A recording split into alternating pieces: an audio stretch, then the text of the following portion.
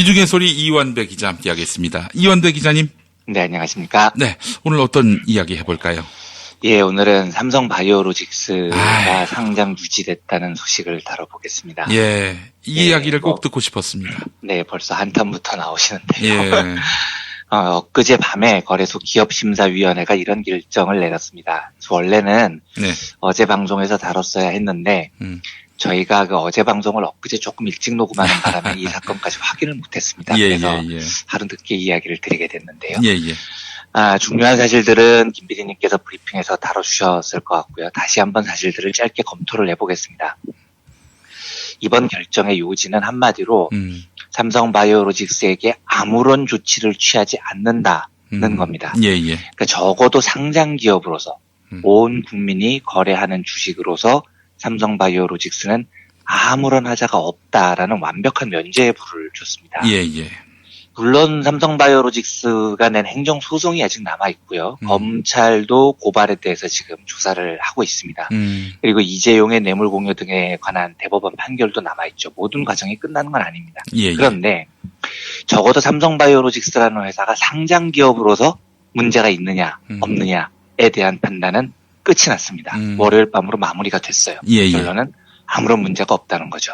그래서 삼성 바이오로직스는 상장 유지라는 결정이 났습니다. 이번에도 사실 제 개인적인 예상이 또 틀렸습니다만 저는 내심 어떻게 생각했냐면 보기가 3개가 있었는데요. 셋 중에 2번으로 결정될 가능성이 높다고 생각을 했습니다.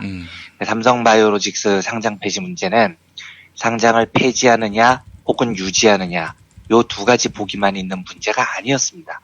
거래소 기업심사위원회, 지금부터는 줄여서 기심위라고 부르죠. 기심위한테 선택지는 모두 3개가 있었어요.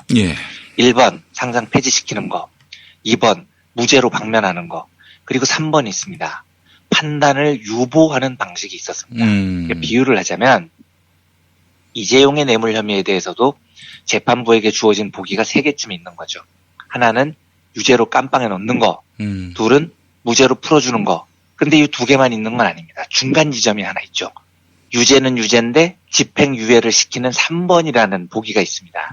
그리고 실제로 한국의 재판부는 정영식 판사는 이 3번의 길, 중간의 길을 잡아든 거죠. 근데 왜 이제 이런 일이 벌어지냐면 우리나라 사법부는 재벌 문제를 판단할 때 죄가 너무 명백한데 이걸 유죄를 때리자니 너무 부담이 돼요.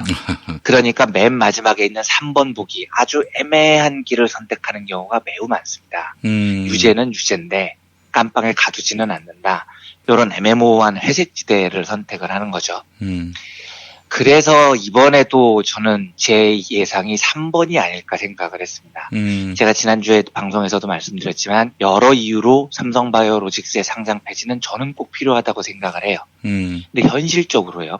상장 폐지까지 가기가 어려울 것처럼 보이는 면이 있었습니다. 왜냐하면 이게 우리나라 사회의 어떤 결정을 하는 기구들의 특징이거든요. 이재용의 죄가 아무리 뻔해도 아니 사법부조차 집행유예를 선택하는 세상에서 거래소 기업심사위원회가 그런 용기 있는 결정을 할 것 같지는 않더라고요. 그래서 유보를 시키는 겁니다. 유보라는 건 1년 동안 집행유예 비슷한 걸 내리는 거죠. 1년 시간을 줄게.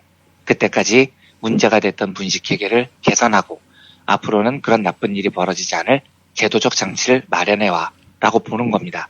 집행유예하고 비슷하죠. 근데 이렇게 하면 상장이 폐지되지는 않지만 대신에 1년 동안 주식 거래가 정지됩니다. 1년 동안 주식 거래가 정지되면 그게 기업에게 매우 큰 타격이 됩니까? 기업의 본질에는 별로 영향을 미치지 않습니다. 그런데 투자자들이 굉장히 고생을 하고요. 그다음에 나중에 재상장됐을 때 기업 가치가 뚝 떨어진 상태에서 시작을 하는 경우가 많습니다. 워낙 거래가 안 되다 보면 주가가 자연스럽게 내면적으로 하락하는 경향이 있어서 그 정도의 피해가 있죠. 그런데 제가 나중에 또 말씀드리겠지만 이 문제에 따르는 징벌이 따로 있습니다. 물론 중요한 건 대외 신인도가 굉장히 떨어지죠. 또 하나가 있는데 그 문제는 조금 이따가 다시 한번 다뤄보겠습니다. 그런데 제가 이 집행유예, 유보를 선택할 가능성이 높다고 생각했던 이유는 2015년에 비슷한 일이 있었습니다.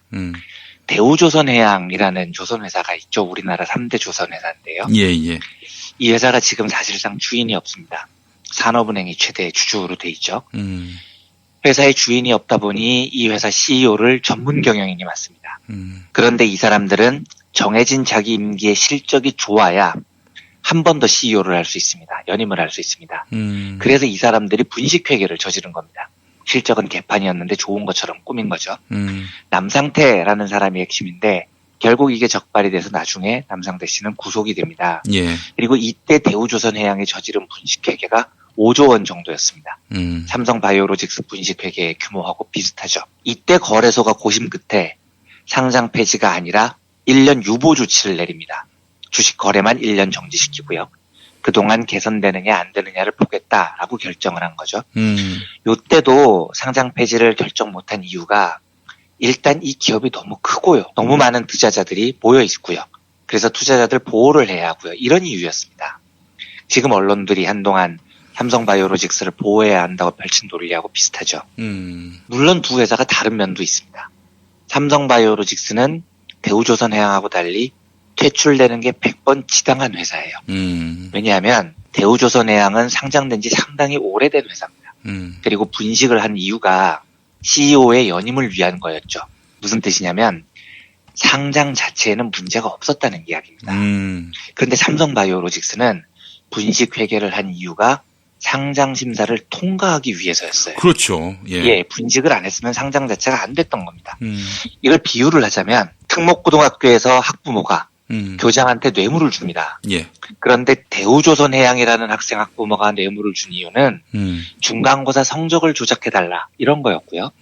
삼성바이오로직스 학부모가 뇌물을 준 이유는 우리 아이를 고등학교에 부정 입학시켜달라 이런 이유로 뇌물을 준 겁니다. 예. 물론 똑같은 뇌물이죠. 그런데 뇌물의 목적이 다릅니다. 만약에 이 둘 중 퇴학을 시켜야 한다면 누구를 시켜야 되겠습니까? 물론 둘 다 퇴학을 시키는 게 맞지만 하나만 퇴학시킨다면 삼성바이오로직스를 시켜야 됩니다. 왜냐하면 대우조선해양은 최소한 입학시험은 정당하게 통과를 해내거든요. 반면에 삼성바이오로직스는 입학시험 자체를 부정으로 통과하기 위해서 뇌물을 준 겁니다. 그래서 삼성바이오로직스는 퇴학시키는 게 맞아요.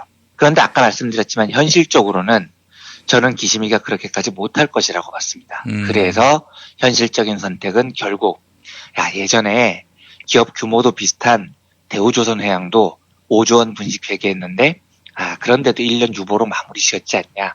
그러니까 삼성바이오로직스도 비슷하게 처리하자. 이렇게 나올 거라고 저는 내다봤던 겁니다. 그런데 아까 말씀드리려고 했던 거지만 만약에 기심이가 유보를 결정했다면 이 결정이 아예 의미가 없는 건 아닙니다. 왜냐하면 다른 회사 같은 경우에는 주식 거래가 1년 정도 잠기는 거에 그치지만 삼성바이오로직스는 분식회계가 유죄다라는 걸 거래소에서 공식 승인하는 절차가 있으면 이재용 재판에 영향을 미칠 수가 있습니다. 삼성바이오로직스 분식회계는 제일모직 삼성물산 합병 때 이재용의 유리한 합병을 하기 위해서 조작된 분식회계였는데 만약에 기심이가 그거 유죄 맞지? 라고 유보 정도만 해줬어도 이재용 상고심이 아주 불리해집니다. 유보는 유죄를 인정하는 거니까요. 그런데 기심이가 이 유보도 못하더라고요. 머니투데이에 이런 보도가 나옵니다. 읽어보겠습니다. 한국거래소는 10일 기업심사위원회에서 삼성바이오로직스 상장 폐지 문제를 논의한 결과 상장 유지로 결정됐다고 밝혔다. 당초 시장에서 예상했던 것 이상의 결과다. 전문가들은 대체로 거래소가 삼성바이오로직스 상장을 폐지하는 극단적 조치를 취하지 않을 것이라고 예상하면서도 조건부 상장 유지, 요게 제가 말씀드린 유보를 말하는 겁니다. 조건부 상장 유지 가능성이 높다고 봤다. 경영 개선을 전제로 상장을 유지하는 것인데 거래소가 부여하는 개선 기간, 최대 1년 동안 경영 투명성 확보를 비롯해 증선위에서 문제가 됐던 여러 의혹을 모두 해결한 후 재심사를 받는 것이다. 이 기간 동안 주식 거래가 정지되기 때문에 삼성은 물론 투자자 입장에서도 부담이 크다. 따라서 조건부 상장 유지조차 피한 이번 결정은 삼성바이오로직스 입장에선 최선인 셈이다. 이렇게 나와 있습니다. H사에 따르면 시장에서 예상했던 것을 훨씬 뛰어넘는 압승을 삼성바이오로직스가 거뒀다는 이야기죠. 예, 예. 이 결정을 내린 기심위라는 곳에는 전부 7명의 위원들이 참여해서 회의를 합니다. 근데 두 가지 문제가 있습니다. 첫째, 이 7명 중에 6명 위원의 이름이 비공개입니다. 영원히 공개되지 않습니다. 공개되는 한 명은 거래소 본부장이 당연직으로 참가하기 때문에 당연히 공개된 거고요. 나머지 6명은 법률, 회계, 학계, 증권시장 등등등에서 뽑아온 사람들입니다. 그런데 이름은 공개하지 않아요. 물론 원론적으로 비공개로 한 이유는 있습니다. 만약에 공개를 했는데 상장 폐지 결정을 내리면 그 기업에 투자한 투자자들이 큰 손실을 입잖아요. 분노가 치미는 겁니다. 그래서 이 기심위원들한테 그 분노를 쏟아부을 수가 있습니다. 뭐 테러도 있을 수 있고요. 너 때문에 내 재산이 얼마나 날아갔는데 뭐 이런 사태가 생길 수 있다는 거죠. 하지만 그런 우려가 있다면 그건 사회가 기심위원들을 어떻게 보호하느냐라는 시스템의 문제지 이름을 감추는 것으로 해결할 문제가 아니잖아요. 예. 성난 투자자들의 반발이 무섭다고 이름을 공개를 안 하면 한국 사회는 이 결정을 내린 사람을 영원히 알 수가 없습니다. 우리가 조폭들 보복이 무섭다고 기소한 검사 이름을 감추거나 탄기국 애들 폭행이 무섭다고 헌재 재판관들 이름을 감추지는 않습니다. 정당하게 공개를 하고 사회가 잘 보호를 하는 식으로 풀어야 되죠. 그렇죠. 근데 기심위는 지금 절차가 근본적으로 위원들의 이름을 감추고 있습니다. 이러면 삼성을 위한 결정을 내리기가 훨씬 쉽지 않겠습니까? 내가 어떤 결정을 내려도 역사의 기록이 안 되니까요. 네. 둘째로 이게 더 위험합니다. 기심위원 후보자 풀이 15명입니다. 이 15명에서 6명을 선정해서 심의를 맡기는 건데요. 문제는 이 15명 후보 풀의 명단도 공개가 안 돼 있어서 도대체 어떤 사람들이 기심위원 후보인지 전혀 알 수 없지만 짐작컨대 이 사람들 다 잘 나가는 사람들이라는 게 뻔하잖아요. 변호사, 회계사, 교수, 증권사 애널리스트 뭐 이런 사람들이 기심위원 후보일 겁니다. 그런데 이 사람들 연주를 따라가다 보면 삼성과 관련된 사람이 반드시 나옵니다. 왜냐하면 삼성이 원래 이런 사람들을 관리를 해왔거든요. 예. 예를 들어서 금융권에 있는 사람이라면 우리나라 금융권은 삼성 눈치를 안 볼 수가 없습니다. 금융권이라는 곳은 누가 돈을 맡겨줘야 그 돈을 불려서 돈을 버는 곳인데 우리나라에서 돈을 맡길 여력이 제일 많은 곳이 삼성생명입니다. 삼성생명 자산 규모가 200조 원이 넘어요. 우리나라 1년 예산의 절반에 이르는 돈을 쥐고 있습니다. 그래서 삼성생명의 눈치를 안 보는 금융기관이 없습니다. 삼성생명이 제일 큰 돈줄이고 고객이니까요. 법률가나 회계사요. 누군진 몰라도 법률가라면 로펌 소속일 가능성이 높겠죠. 그런데 우리나라 최대 로펌이라는 김앤장 변호사들조차도 회식을 하다가 한화그룹 3남 김동선이 쳐들어와서 싸대기를 갈기고 머리채를 당기고 너그 아버지 뭐하시노 이런 지랄을 부려도 김앤장 변호사들이 찍소리를 못합니다. 얻어터진 변호사들이 전부 김동선의 처벌을 원하지 않는다고 꼬리를 내리거든요. 이게 로펌과 재벌과의 힘의 차이입니다. 이 힘의 차이는 넘사벽에 가까워요.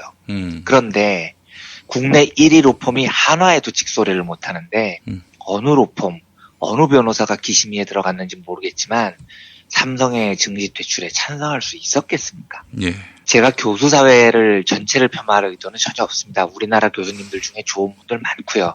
정선태 교수님처럼 훌륭한 분도 계십니다. 하지만 확률적으로 금융 쪽과 관련된 교수들 중에서는 금융권의 돈을 받고 프로젝트에 참여하는 분들이 상당히 많습니다. 예. 하다못해 금융 쪽에서 주관하는 세미나에 참여해도 돈이 나와요. 이 사람들 중에서 기심위원이 나왔을 텐데 정당한 결정을 내렸을까요? 게다가요, 이 사람들 중에 친척 따라가다 보면 삼성에 다니는 사람 나올 수 있습니다. 그런데 문제는 이런 특수관계를 걸러낼 방법이 없어요. 기심위원 스스로가 우리 사촌 형이 삼성전자에 다녀서 내가 기심위원에 되는 건 도덕적 해이에 가까워요. 나는 안 되겠어요. 라고 자수하지 않는 한 이걸 걸러낼 방법이 없습니다. 그러니까 도대체 삼성과 어떤 이해관계가 있는 사람이 기심위에 참여해서 이번 결정을 내렸는지 완벽하게 오리무중이 돼버린 거죠. 영원히 모르게 된 겁니다. 그러니까 지금 생각해보면 애초에 기심위 운동장이 너무 기울어져 있었습니다. 그래서 올바르고 정의로운 결정을 하기가 아주 어려웠던 구조였죠. 100번을 양보해서 최소한 유보는 시켰어야 됐는데 기심위는 그냥 완벽하게 삼성바이오의 손을 들어줘 버렸습니다. 결국 다시 한번 삼성이라는 그룹의 위력을 느낀 결정이었죠. 우리 사회에 정의를 세우는 일이 정말로 어렵다는 것을 절감한 사건이기도 했습니다. 예. 뭐 매우 슬픈 이야기인데요. 이 정도로 삼성바이오로직스의 이야기를 정리하도록 하겠습니다. 삼성 이재용 승계는 그러면 이제 정당하다라고 봐야 되는 건지? 아니, 그 문제는 이제 다시 사법의 판단으로 넘어와야 되겠죠. 그 뇌물 액수가 50억이 넘느냐, 50억 이하로 내려가느냐, 이런 문제들을 다시 다뤄봐야 되겠지만, 만약에 이게 유보만 됐어도, 왜냐하면 2심때 정영식 판사가 내렸던 판결 요지는 이재용의 3세 승계라는 실체가 없었다라는 겁니다. 실제 승계가 없었는데 이재용이 박근혜한테 왜 뇌물을 줬겠느냐는 거죠. 근데 사실 말도 안 되지 않습니까? 제일모직 삼성물산이라는 이 황당한 합병이 이재용의 3세 승계가 아니었으면 왜 이루어졌겠습니까? 만약에 이번에 기심이가 이 분식회계를 인정을 했다면 결국 이 분식회계는 제일모직의 가치를 높이기 위한 거였고 합병을 위한 거였고, 그래서 이재용의 3세 승계라는 것이 실체가 있었다라는 것을 입증하는 하나의 중요한 증거가 됐을 겁니다. 3심에 좋은 방향으로 영향을 미쳤을 텐데 그 중요한 카드가 지금 하나 날아가는 것처럼 보입니다. 예. 알겠습니다. 아이고, 참. 아니, 정말, 정부가 마음만 먹으면, 작심하면은, 이게 상장 폐지, 또는 뭐 상장 폐지에 준하는 삼성에 대한 무거운 책임 묻기 가능하지 않나요? 이번에는요. 이게 조금 들으시는 분들이 의외이실지 모르겠는데 금융위원회의 증선위의 판단은요. 정부의 일입니다. 그러니까 정부가 입김을 넣었다는 게 아니고요. 금융위원회는 공식적인 정부 기관이에요. 그래서 증선위가 삼성바이오로직스의 분식회계가 확실하다라고 판단을 내린 건 정부 기관이 그렇게 판단을 한 겁니다. 그런데 증권거래소, 한국거래소는요, 정부 기구가 아닙니다. 주식회사예요, 여기가. 그러니까 정부가 마음을 먹으면 거래소가 삼성바이오로직스의 퇴출을 만드는 건 불가능한 거죠. 정부의 의사결정하고는 아무 상관이 없습니다. 이 과정만 보면 정부의 결정은 삼성바이오로직스가 분식회계를 했다는 거고요. 민간기구인 한국거래소의 결정은 증시에서 퇴출될 정도가 아니다라는 겁니다. 그러니까 사실은 한국거래소라는 것이 완벽한 민간기구고 주식회사이기 때문에 결국 이 거래소의 결정은 뭐라고 그럴까요? 우리나라의 증권업계, 민간기구의 분위기, 사회적인 분위기, 오피니언 리더들의 분위기가 삼성바이오로직스를 보호했다고 보는 게 더 맞을 것 같아요. 그래요. 근데 이제 많은 사람들은 현 정부는 적폐청산을 못 하는구나 이렇게 이해를 하기 때문에 또 아니 MB 같으면 했을 거 아니냐. MB는 당연히 압력을 넣었죠. MB는 거래소 이사장, 그러니까 민간기업 주식회사 사장을 지 멋대로 바꿨거든요. 당연히 뭐 MB는 영향을 미쳤을 텐데, 현 정부 적폐청산 의도에 대해서 조금 전에 말씀하신 것처럼 하신 분들이 있을 수도 있지만, 적어도 거래소 기심위의 결정은 그런 차원의 문제는 전혀 아닙니다. 여기는 완벽한 주식회사니까요. 그럼 정부가 뒤늦게라도 삼성에 대한 그럴땐 고의적 분식회계에 대한 강력한 그런 대응, 또 책임 묻기 이걸 해야 되겠네요. 그렇지 않고서는 국민들에게 이거 뭐 촛불을 들었더니 달라진 게 없다 이런 회의감을 낳게 하면은 이건 정치 혐오로 이어지거든요. 정치 혐오로도 이어지고 시장 신뢰 하락으로도 이어지고요. 나라 밖에서는 굉장히 많은 것을 잃었습니다. 이번 그 증시 상장 유치 결정을 통해서요. 알겠습니다. 자, 이한배 기자님 오늘 말씀 잘 들었습니다. 네, 감사합니다.